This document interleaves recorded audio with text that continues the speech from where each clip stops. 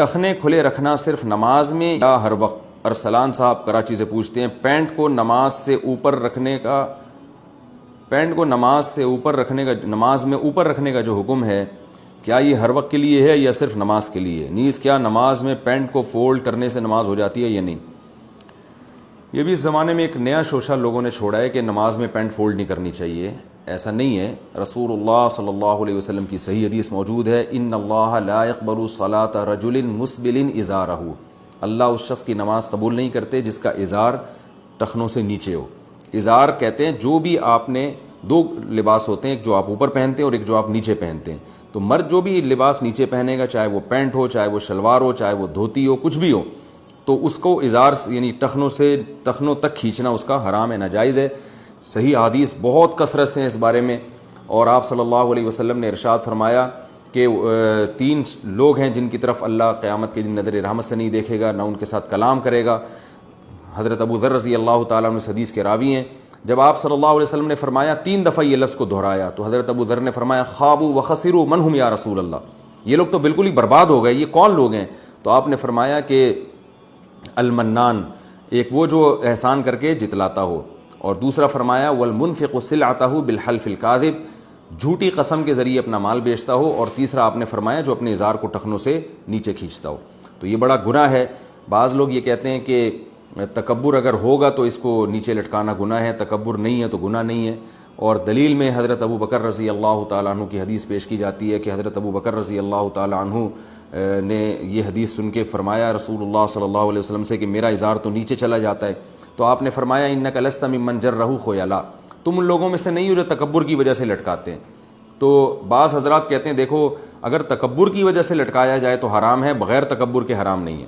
تو حالانکہ یہی حدیث بتا رہی ہے کہ تکبر کے بغیر لٹکانا بھی حرام ہے، اس لیے کہ حضرت ابو بکر نے یہ نہیں کہا تھا میں جان کر ازار نیچے کرتا ہوں، بلکہ غفلت میں بعض دفعہ میرا ازار نیچے چلا جاتا ہے ٹخنوں سے. تو آپ نے فرمایا کہ تم تکبر کی وجہ سے ایسا نہیں کرتے. کیا مطلب کہ تم سے جو یہ ہو رہا ہے واقعی غفلت میں ہو رہا ہے، جان کر تم تکبر کی وجہ سے ایسا نہیں کر رہے. اس کی سب سے بڑی دلیل یہ ہے کہ اس حدیث کے بعد بھی حضرت ابو بکر کا ازار ہمیشہ ٹخنوں سے اوپر ہی رہا ہے. تو صاف پتہ چلتا ہے کہ حضرت ابو بکر کو نبی نے اجازت نہیں دی ہے، بلکہ ان کو ان کے لیے ایک نرم گوشہ اختیار کیا ہے کہ اتنی بات تو طے شدہ ہے کہ تم یہ کبر کی وجہ سے نہیں کر رہے تو اتنا زیادہ پریشان ہونے کی ضرورت نہیں ہے. باقی حکم یہی ہے جو دوسرے صحابہ کا حکم ہے کہ آپ بھی اوپر رکھیں جیسے میں اوپر رکھتا ہوں، کیونکہ سب سے زیادہ تواضع تو ہمارے نبی میں تھی. اور صحیح حدیث سے پتہ چلتا ہے کہ نبی صلی اللہ علیہ وسلم کا ازار کبھی بھی ٹخنوں سے نیچے نہیں ہوا. بعض لوگ کہتے ہیں کہ یہ اس زمانے کا کلچر تھا، ہمارے زمانے میں کلچر اس کو قبول نہیں کرتا. یہ بھی غلط ہے. حضرت عثمان رضی اللہ تعالیٰ عنہ کو جب رسول اللہ صلی اللہ علیہ وسلم نے صلح حدیبیہ کے موقع پر مکہ بھیجا اور مذاکرات کے لیے، تو حضرت عثمان کا جو ازار تھا وہ آدھی پنڈلی تک تھا. تو مشرکین مکہ مذاق اڑانے لگے کہ یہ کیسا تم نے ازار رکھا ہوا ہے. تو حضرت عثمان نے فرمایا کہ میں اپنی نبی کی سنت کو تم احمقوں کی وجہ سے، یا کچھ اس سے ملتے جلتے الفاظ تھے، میں تم لوگوں کی وجہ سے چھوڑ نہیں سکتا. تو اس سے پتہ چلتا ہے کہ عرب لوگ اس کو پسند نہیں کرتے تھے کہ ازار ٹخنوں سے اوپر ہو. اس کے باوجود نبی صلی اللہ علیہ وسلم نے ازار کو ٹخنوں سے اوپر رکھنے کا حکم دیا ہے. آج تک صدیوں جتنے علماء صلحاء آئے سب اسی کی پابندی کرتے رہے ہیں.